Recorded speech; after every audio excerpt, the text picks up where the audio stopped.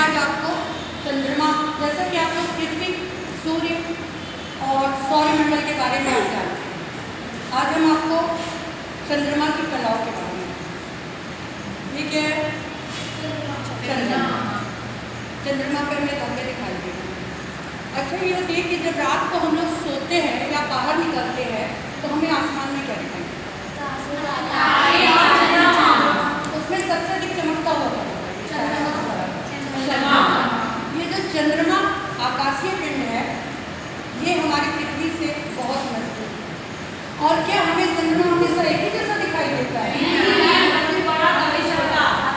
बिल्कुल। जो इसका बढ़ता हुआ क्रम और घटता हुआ क्रम है, इसे ही चंद्रमा की कलाएं कहते हैं। और आज हम आपको इस वर्किंग थियरम के माध्यम से उसी के बारे में बताएंगे।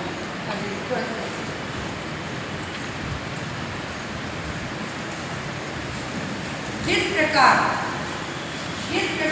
पृथ्वी अपनी धुरी पर पश्चिम से पूरब की ओर घूमते हुए 24 घंटे में एक चक्कर पूरा करती है, उसी प्रकार ये चंद्रमा अपनी धुरी पर घूमता हुआ 27 दिन 7 घंटा और 12 सेकंड में एक चक्कर पूरा करता है।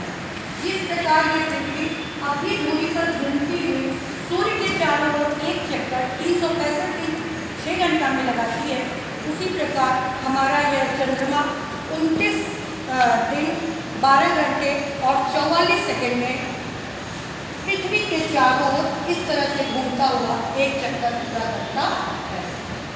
जो चीज चंद्रमा का हमें हमेशा अपनी पृथ्वी से एक भाग दिखाई देता है, सूर्य के चंद्रमा की गति के कारण सूर्य के सापेक्ष चंद्रमा का जो भाग पड़ता है, उतना ही प्रकाशित भाग हमें अपनी पृथ्वी से दिखाई देता है।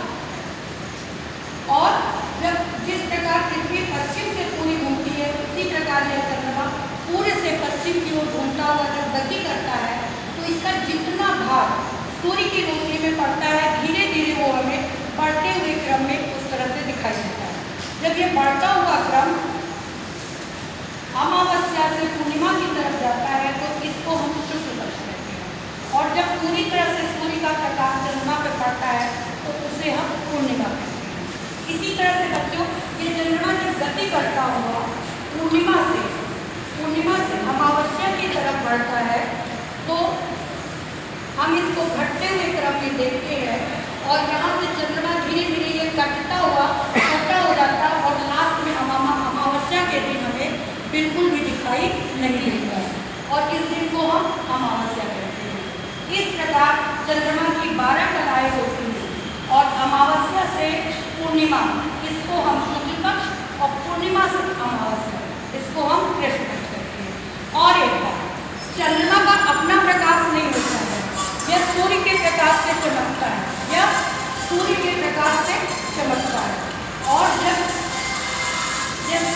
चंद्रमा का जो सूर्य का प्रकाश चंद्रमा पे पड़ता है, चंद्रमा पे पड़ता है, तो ये प्रकाश परावर्तित होता है। और ये परावर्तित 1.25 सेकेंड में होता है, और यही हमें चांदनी के रूप में पृथ्वी पर दिखाई देता है। हमारी पृथ्वी का भी जो भाग सूर्य की तरफ है वहाँ नहीं है, और जो पीछे वाला भाग है, और जो पृथ्वी पे चंद्रमा की रोशनी आती है उसको हम चांदनी